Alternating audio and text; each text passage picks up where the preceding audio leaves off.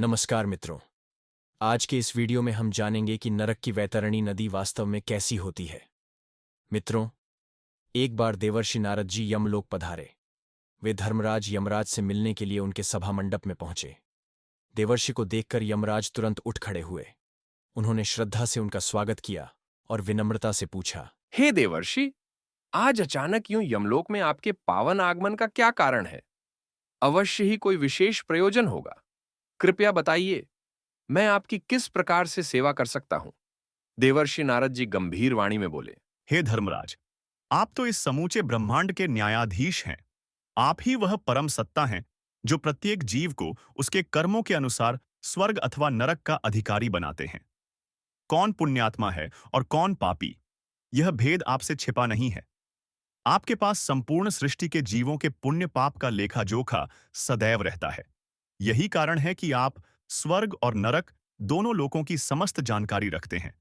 मैं आज यमलोक में किसी साधारण कारण से नहीं आया हूं, अपितु एक अत्यंत जिज्ञासा लेकर आपके समक्ष उपस्थित हुआ हूं। हे धर्मराज, मैं यह जानने के लिए आया हूं कि वह कौन सी भयानक और रहस्यमयी नदी है, जिसके विषय में पृथ्वीलोक पर अनेक शास्त्रों में उल्लेख मिलता है। एक ऐसी नदी जहां पापी और पुण्य आत्माएं दोनों ही किसी न किसी कारणवश गिरते हैं। मैं यह जानना चाहता हूं कि उस नदी का स्वरूप कैसा है, उसका नाम क्या है, और जब कोई मृत आत्मा वहां पहुंचती है तो वह उस नदी को कैसे पार करती है। क्या सब आत्माओं के लिए वह नदी समान होती है या उनके कर्मों के अनुसार उसका स्वरूप बदल जाता है। हे यमदेव, मैं आपसे विनम्र निवेदन करता हूं कि आप मुझे इन सभी रहस्यों का विस्तार पूर्वक ज्ञान दें, ताकि मैं पृथ्वी लोक के उन भोले मनुष्यों को जो अज्ञानवश अधर्म और पाप के मार्ग पर चल रहे हैं, उन्हें सच्चाई से अवगत करा सकूं, उन्हें सच्चे धर्म का मार्ग दिखा सकूं। देवर्षि नारद जी की यह गंभीर और कल्याणकारी बात सुनकर यमराज थोड़ी देर शांत हो गए। उनका मुख गंभीरता और करुणा से भर गया। कुछ क्षणों के मौन के बाद उन्होंने अपनी गहरी दृष्टि देवर्षि पर डालते हुए कहना प्रारंभ किया। हे देवर्षि, यमलोक के मार्ग में जो भयंकर नदी पड़ती है, उसे वैतरणी नदी कहा गया है। यह कोई साधारण जलधारा नहीं, अपितु एक ऐसी अगाध, दुस्सह और रौद्र रूपिणी नदी है जिसका दर्शन मात्र ही पापी आत्माओं के रोंगटे खड़े कर देता है। इसकी धारा में मांस, रक्त, पीप, मल और कीचड़ मिश्रित जल प्रवाहित होता रहता है। यह दुर्गंध से इतनी व्याप्त रहती है कि उसके समीप पहुंचना भी सहज नहीं होता। इस नदी के चारों ओर और भीतर भी भयंकर नुकीले दांतों वाले जीव जंतु विचरण करते हैं। मगरमच्छ, सूंस, वज्रदंती जलचर और मांस भक्षी जंतु इस नदी के भयानक प्रहरी होते हैं। पापी आत्माओं के लिए इस नदी को पार करना अत्यंत ही कठिन और पीड़ादायक होता है। यह कहते हुए यमराज देवर्षि नारद जी को अपने साथ लेकर उस दिशा की ओर प्रस्थान करते हैं जहां वैतरणी नदी स्थित है। कुछ ही समय में वे उस रौद्र दृश्य के समीप पहुंचते हैं। यमराज कहते हैं, देखिए हे देवर्षि, यह वही वैतरणी नदी है। यहां देखिए कैसे यमदूत पापियों को बलपूर्वक इस नदी में धकेल रहे हैं। जब कोई पापी आत्मा इस तट पर पहुंचती है तो वह इस भयावह दृश्य को देखकर थर थर कांपने लगती है। वैतरणी नदी उसकी उपस्थिति मात्र से उबलने लगती है। उसकी लहरें गरजने लगती हैं, मानो वह स्वयं पापी आत्मा को दंड देने के लिए उद्यत हो। उस भयाक्रांत पापी को जब नदी के समीप लाया जाता है तो वह डर के मारे पीछे हटने लगता है, परंतु मेरे यमदूत उसे धक्का देकर उसी खौलते जल में गिरा देते हैं। नदी का वह जल पापी के शरीर का स्पर्श होते ही और उग्र रूप ले लेता है। जल की ऊष्मा असहनीय हो जाती है, शरीर जलने लगता है और वह पापी आत्मा दर्द के मारे कराहने लगती है। उसकी चीखें गगनभेदी होती हैं, किंतु वहां किसी को भी उस पर दया नहीं आती। हे देवर्षि, इस नदी में केवल जल ही नहीं है, यहां जल में वज्र के समान कठोर सूंड वाले जीव भी हैं जो पापियों को घसीटते हैं, उनके अंगों को नोचते हैं। नदी के हर कोने में मांसभक्षी जलाचर आत्माओं का इंतजार करते हैं, घड़ियाल, सूंस और ऐसे ऐसे जीव जो केवल नरक में ही दिखाई देते हैं। और देखिए, जैसे प्रलय के समय आकाश में 12 सूर्य एक साथ तपने लगते हैं, ठीक वैसे ही इस वैतरणी नदी के ऊपर नरक में 12 सूर्य सदैव दहकते रहते हैं। वे सूर्य इस नदी के जल को निरंतर खौलाते रहते हैं, जिससे यह कभी ठंडी नहीं होती। जब कोई पापी आत्मा इस नदी में गिरती है तो उसका शरीर जलने लगता है। वह अपने प्राणों की रक्षा के लिए इधर उधर भागने लगता है, पर वहां शरण कहीं नहीं मिलती। उसके मुख से बार बार अपने परिवारजनों के नाम निकलते हैं। मां बचाओ, पुत्र सुनो, कोई है क्या? पर वहां सुनने वाला कोई नहीं होता। कोई उसे देख नहीं पाता, कोई सहारा नहीं देता। पापी मनुष्य उस उबलते जल में डुबकी लगाकर शीतलता खोजता है, किंतु उस जल में भी शांति नहीं। वहां केवल अग्नि है, वेदना है, पछतावा है। तब वह अपने जीवन के एक एक पाप को याद करता है और भीतर ही भीतर पछताने लगता है। किंतु अब प्रायश्चित का समय नहीं होता, केवल दंड का समय होता है। हे देवर्षि, यह वैतरणी नदी चारों ओर से भूखे, हिंसक, नुकीले दांतों वाले जानवरों से भरी रहती है। जैसे ही कोई आत्मा इसमें गिरती है, वे उसे दबोच लेते हैं, उसके अंगों को चीर फाड़कर खा जाते हैं। पापी आत्माएं इन भयानक जीवों को देखकर इधर उधर भागती है, छिपने का प्रयास करती हैं, किंतु वे कहीं छिप नहीं पाती। अंततः वे चबाई जाती हैं, बार बार मारी जाती हैं, बार बार जीती जाती हैं। यही होती है दुष्ट और अधर्मी आत्माओं की दुर्गति। यह दृश्य देखकर देवर्षि नारद जी की आंखें नम हो उठीं। वे भावुक होकर बोले, हे धर्मराज, फिर जो लोग पुण्यवान होते हैं, जिन्होंने जीवन में सद्कर्म किए हैं, सत्य, धर्म और भक्ति का आचरण किया है, वे इस वैतरणी नदी को किस प्रकार से पार करते हैं? क्या उन्हें भी यही सब कुछ सहन करना पड़ता है जो पापियों को सहना होता है? तब यमराज जी शांत और गंभीर स्वर में उत्तर देते हैं। हे देवर्षि, जो मनुष्य पृथ्वी लोक पर पुण्य करते हैं, धर्म का पालन करते हैं, दया, सेवा, भक्ति और सत्य का वर्ण करते हैं, उनके लिए यही वैतरणी नदी सुख और परमानंद प्रदान करने वाली बन जाती है। उनके लिए यह नदी कोई भय का स्थल नहीं, बल्कि एक दिव्य तीर्थ के समान होती है। जब पुण्यात्मा इस नदी के तट पर पहुंचते हैं, तब इस नदी के भीतर स्वर्ण निर्मित अत्यंत सुंदर नौकाएं उनके स्वागत के लिए उपस्थित रहती हैं। उन नौकाओं पर दिव्य तेज से युक्त मल्लाह विराजमान रहते हैं। वे अत्यंत प्रेम पूर्वक उन पुण्यवान आत्माओं का स्वागत करते हैं और मधुर वाणी में कहते हैं, हे महात्मन, आप इस पुण्य फलदायी नौका में सवार हो जाइए और सुखपूर्वक वैतरणी नदी को पार कीजिए। हे देवर्षि, केवल वही मनुष्य इस नौका में बैठने के योग्य होता है जिसने पृथ्वी लोक पर सच्चे हृदय से पुण्य किए होते हैं, जिसने यज्ञ, दान, सेवा, तप, व्रत, गौ सेवा, ब्रह्मचर्य और धर्म का पालन किया हो। उसी के पुण्य फल के रूप में यह दिव्य नौका उसके लिए उपस्थित होती है। परंतु जो लोग पापी होते हैं, जिन्होंने अधर्म, अत्याचार, छल, कपट, अपवित्रता और दुराचरण से जीवन बिताया होता है, उन्हें इस नदी के किनारे कोई नौका नहीं मिलती। उन्हें मेरे यमदूत धक्के देकर इस खौलती नदी में गिरा देते हैं। जैसे ही वे पापी इस नदी में गिरते हैं, वहां उपस्थित कौए, बगुले, उल्लू और अन्य भयानक पक्षी उनके शरीर पर चोंच से प्रहार करने लगते हैं। वे उनकी आंखें, चेहरा और अंग अंग को नोच नोच कर भक्षण करते हैं। वह आत्मा पीड़ा से चिल्लाती है, किंतु वहां उसकी पुकार सुनने वाला कोई नहीं होता। वहीं दूसरी ओर पुण्यात्माओं को यह नदी अत्यंत सुंदर, शांत, शीतल और पवित्र दिखाई देती है। जब वे उस स्वर्ण नौका में बैठते हैं, तो उन्हें किसी भी प्रकार का कष्ट नहीं होता। नौका धीमे धीमे उन्हें उस नदी के पार ले जाती है और वे सहजता से, बिना किसी डर, बिना किसी पीड़ा के, उस भयंकर प्रतीत होने वाली नदी को पार कर जाते हैं। जब वे इस नदी के मध्य भाग से आगे बढ़ते हैं, तब उनके चारों ओर उपस्थित हिंसक जलचर, मांसभक्षी पशु, भयंकर जीव जंतु, कोई भी उन्हें छूते तक नहीं। वे सभी जैसे शांत और विनम्र हो जाते हैं, मानो पुण्यात्मा के तेज के सामने उनका सारा विकराल स्वरूप समाप्त हो गया हो।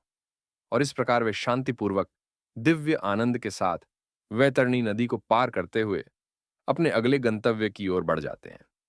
अब देवर्षि नारद जी कहते हैं, हे धर्मराज, आपने मुझे इस वैतरणी नदी का जो भयंकर स्वरूप दिखाया, उसे देखकर मेरा हृदय कंपायमान हो उठा।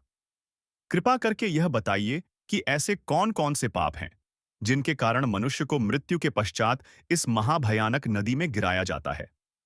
तब यमराज जी कहते हैं, हे देवर्षि नारद जी, जो मूर्ख मनुष्य ईश्वर की निंदा करता है, अपने गुरु का अनादर करता है, माता पिता और पूर्वजों के लिए कटु वचन बोलता है, उनका तिरस्कार करता है, और जब वही माता पिता वृद्ध हो जाते हैं, असहाय हो जाते हैं, तब उनका सहारा बनने के स्थान पर उन्हें घर से निकाल देता है, अपमानित करता है, ऐसे क्रूर और पापी मनुष्य को मृत्यु के पश्चात वैतरणी नदी के तट पर लाकर मेरे दूत धक्के मारते हैं और उसे इस मांस, कीचड़ और विष से भरी नदी में गिरा दिया जाता है। जो दुष्ट पुरुष अपनी पतिव्रता, सुशील, धर्मपरायण और सहनशील पत्नी का तिरस्कार करता है, उसे त्याग देता है, उस पर हिंसा करता है, उसका अपमान करता है, उस पापी को भी इस वैतरणी में गिराया जाता है, जहां उसके कर्म उसे कठोर दंड देते हैं। जो व्यक्ति उसकी शरण में आए हुए किसी मित्र, साधु, सन्यासी, बालक या वृद्ध का वध करता है, जो किसी शरण में आई हुई स्त्री के साथ अनैतिक, बलात्कारी व्यवहार करता है, वह भी इस वैतरणी की यातना का भागी बनता है। ऐसे नराधम को नदी में गिराकर तड़पने के लिए छोड़ दिया जाता है और वह करुण विलाप करता हुआ भयावह कष्ट भोगता है। जो स्त्री अपने पति से विश्वासघात करती है, अन्य पुरुषों के साथ दुष्ट संबंध बनाती है, व्यभिचार करती है, उस पापी स्त्री को भी इस नदी में गिराया जाता है। नदी में छिपे भयानक सूंडधारी जीव, मगरमच्छ और विषधर उस स्त्री पर झपटते हैं, उसका पीछा करते हैं और वह आत्मा भय से कांपती हुई उस जल में आगे बढ़ती रहती है, लेकिन शांति उसे फिर भी नहीं मिलती।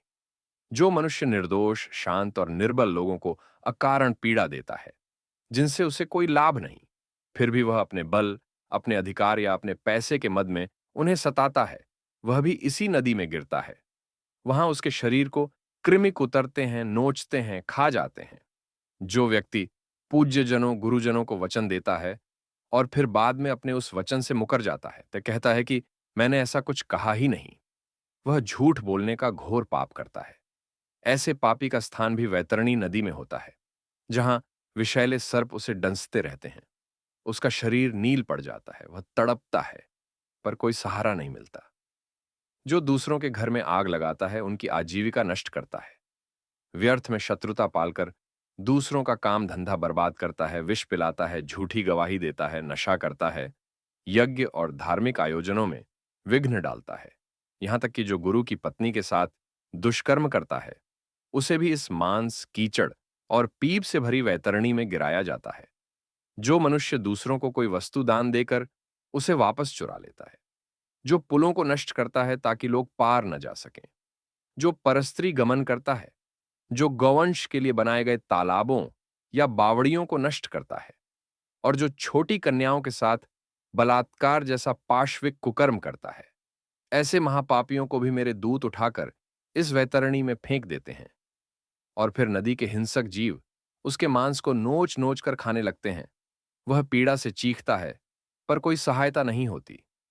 जो मनुष्य दान नहीं करता, और यदि कभी करता भी है तो बाद में उस पर पछताता है, मांस का भक्षण करता है, गायों को मारता है, वह भी इसी नरक की जलधारा में गिराया जाता है।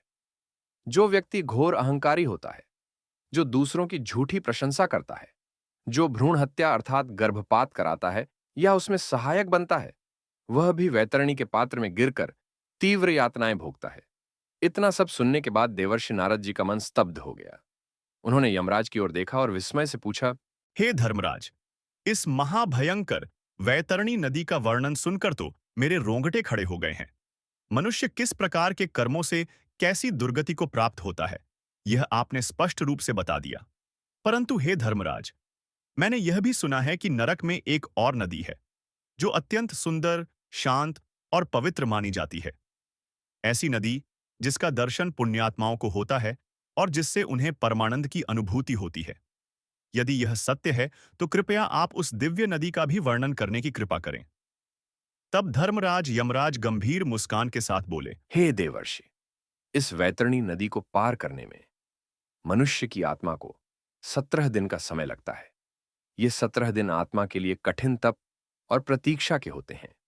पापियों के लिए तो यह समय असहनीय वेदना से भरा होता है और पुण्य आत्माओं के लिए आत्मचिंतन और प्रकाश का काल होता है। और जब यह 17वां दिन पूर्ण हो जाता है, तब 18वें दिन आत्मा मेरे नगर में प्रवेश करती है, जिसे यमपुरी कहा जाता है। यह वही स्थान है जहां कर्मों का लेखा खोला जाता है और आत्मा के आगे का मार्ग, नरक या स्वर्ग, निश्चित किया जाता है। यमपुरी के निकट ही पुष्पभद्रा नाम की एक दिव्य, निर्मल और शीतल नदी प्रवाहित होती है। यह नदी वैतरणी की भांति भय नहीं, अपितु विश्राम, शांति और आनंद का प्रतीक है। इसका जल इतना शुद्ध, मधुर और शांत होता है कि आत्मा के समस्त कष्ट उस जल के स्पर्श मात्र से दूर हो जाते हैं। जब आत्माएं इस नदी के तट पर पहुंचती है तो वे उस जल का पान करती हैं। यह जल आत्मा को शांति प्रदान करता है और उसकी चेतना को निर्मल बनाता है। पुण्य आत्माएं इस पवित्र नदी में स्नान करती हैं और फिर आगे बढ़ती हैं। इस नदी के चारों ओर अत्यंत सुंदर वृक्षों की श्रृंखला होती है, जिन पर स्वर्ण, चांदी और मणियों जैसे फूल खिले रहते हैं। वहां मनोहारी सुगंध फैली रहती है और रंग बिरंगे पुष्पों से सजी हुई शाखाएं आत्मा का स्वागत करती हैं। पुण्य आत्माओं पर आकाश से पुष्प वर्षा होती है और वे अत्यंत आनंदपूर्वक इस दिव्य वातावरण में विहार करते हैं। वहां पर स्वादिष्ट फलों के वृक्ष हैं, जिनके फल स्वयं आत्मा के निकट आकर उसे अमृत जैसा स्वाद देते हैं। यह दृश्य किसी स्वर्ग से कम नहीं होता। वहां आत्मा को उस जीवन के कुछ पुण्य स्मरण होते हैं और वह अपने सच्चे स्वरूप को पहचानने लगती है। इस पुष्पभद्रा नदी के तट पर एक अत्यंत विशाल, घना और शांत वटवृक्ष भी स्थित है, जिसके नीचे आत्माएं विश्राम करती हैं। ये वट वृक्ष न केवल छाया देता है, बल्कि आत्मा को स्थिरता और स्मृति देता है, जैसे यह उसकी यात्रा के मध्य बिंदु पर एक दिव्य विश्राम स्थल हो। किंतु हे देवर्षि, यह सौभाग्य केवल पुण्य आत्माओं को प्राप्त होता है। जो आत्माएं पाप से लिप्त होती हैं, उन्हें मेरे यमदूत इस स्थान पर विश्राम करने नहीं देते।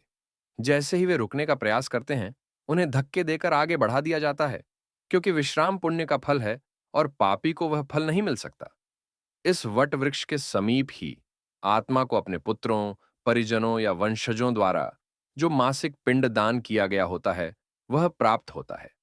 आत्मा उस पिंड को ग्रहण करती है और वही उसे आगे चलने की शक्ति प्रदान करता है। जो आत्मा पिंडदान से वंचित होती है, वह दुर्बल होकर कांपते हुए चलती है, और जिसे विधिपूर्वक पिंडदान मिला है, वह दृढ़ होकर मार्ग को पार करती है। यह वर्णन सुनते ही देवर्षि नारद जी गहराई से प्रभावित होते हैं। उनकी आंखों में जिज्ञासा और करुणा साथ साथ उमड़ आती है और वे श्रद्धा से यमराज जी से कहते हैं, हे धर्मराज, आपने वैतरणी नदी की भयंकरता का जो विस्तृत चित्रण किया, उसने तो मेरे रोंगटे खड़े कर दिए। अब मैं आपसे विनम्रतापूर्वक जानना चाहता हूं कि वह कौन-कौन से कार्य हैं जिन्हें करने से मनुष्य इस वैतरणी की जलती हुई धारा के ताप से बच सकता है। ऐसा कौन सा आचरण है जो आत्मा को इस विकराल पीड़ा से मुक्त कर देता है? तब यमराज जी गंभीर वाणी में बोले, हे देवर्षि, यदि कोई मनुष्य इस महातापी वैतरणी नदी को शीघ्रता से बिना पीड़ा के पार करना चाहता है, तो उसे पृथ्वी लोक पर गाय का दान अवश्य करना चाहिए। यह कोई साधारण क्रिया नहीं, अपितु अत्यंत पुण्य फलदायक और आत्मा को सद्गति प्रदान करने वाला कार्य है। विशेषतः शुभ लक्षणों से युक्त लाल अथवा काले रंग की गाय को चुनना चाहिए और उसका नाम वैतरणी रखना चाहिए। जब उस गाय का दान किया जाता है, तो वह केवल द्रव्य का दान नहीं होता, वह आत्मा के लिए वैतरणी पार करने का सेतु बन जाती है। जो मनुष्य इस पृथ्वी पर वैतरणी नाम की गाय का विधिपूर्वक दान करता है, वह यमलोक में जब वैतरणी नदी के तट पर पहुंचता है, तो वह गौ माता उसकी सहायता हेतु वहां उपस्थित होती है। तब वह आत्मा उस गाय की पूंछ पकड़कर अत्यंत सहजता और शांति से वैतरणी को पार कर लेती है। न कोई ताप, न कोई कष्ट, न कोई भय, केवल गौ माता की कृपा से पारगमन। गाय का दान करते समय व्यक्ति को यह वाक्य अवश्य कहना चाहिए, हे द्विजश्रेष्ठ, महाभयंकर वैतरणी नदी के विषय में जानकर मैं उसे पार करने की अभिलाषा से यह वैतरणी नाम की गौ आपको दान में अर्पित करता हूं। और इसके पश्चात गौ माता की पूंछ को अपने हाथ में लेकर यह पवित्र मंत्र बोलना चाहिए, धेनुस्त्वम प्रतिका सस्वता, ये देवेशी वैतरणी नमोस्तुते। अर्थात, हे गौ माता, आप वैतरणी नदी के उस स्वरूप की प्रतीक हैं। आप देवी स्वरूपा हैं। आपको मेरा नमन है। कृपया मुझे उस मार्ग में सहारा दें। जब यह मंत्र श्रद्धा और भाव से बोला जाता है और गौ का दान किया जाता है, तब गौ माता प्रसन्न होती है और वह व्यक्ति मृत्यु के पश्चात वैतरणी के ताप और पीड़ा से सर्वथा मुक्त होकर उस नदी को पार कर जाता है। हे नारद, जो मनुष्य इस पृथ्वी पर गौदान करता है, वह अपने समस्त अभीष्टों को सिद्ध कर लेता है। उसे ऐहिक सुख अर्थात सांसारिक समृद्धि और पारलौकिक सुख अर्थात मृत्यु के बाद की शांति, दोनों की प्राप्ति होती है। स्वस्थ जीवन में गोदान का फल 1000 गुना होता है। और यदि कोई व्यक्ति रोगग्रस्त होकर भी यह पुण्य कार्य करता है तो उसे उसका 100 गुना लाभ मिलता है। और यदि मृत आत्मा के कल्याण के लिए कोई परिजन गोदान करता है तो जितना दान किया गया है उतना ही पुण्य उस आत्मा को प्राप्त होता है। किंतु हे देवर्षि, यह ध्यान रखने योग्य बात है कि मनुष्य को अपने ही हाथों से दान करना चाहिए। मृत्यु के बाद कौन किसके लिए क्या करेगा, यह अनिश्चित है। इसलिए जब शरीर में सामर्थ्य हो, जब बुद्धि स्थिर हो, तभी दान धर्म के मार्ग पर चलना चाहिए। दान रहित, कृपण और लोभ से युक्त जीवन से कोई लाभ नहीं, क्योंकि यह शरीर नश्वर है और आत्मा केवल अतिथि है। वह एक न एक दिन इस शरीर को त्याग कर चली जाएगी। इसीलिए हे नारद जी, मनुष्य को लोभ, मोह और भ्रम को छोड़कर धर्म का मार्ग अपनाना चाहिए और दान को अपना कर्तव्य मानना चाहिए। यही जीवन की सार्थकता है, यही आत्मा की मुक्ति का द्वार है। इस प्रकार यमराज ने देवर्षि नारद जी को यमलोक की वैतरणी और पुष्पभद्रा नदियों का गूढ़, रहस्यमय और पूर्ण ज्ञान प्रदान किया।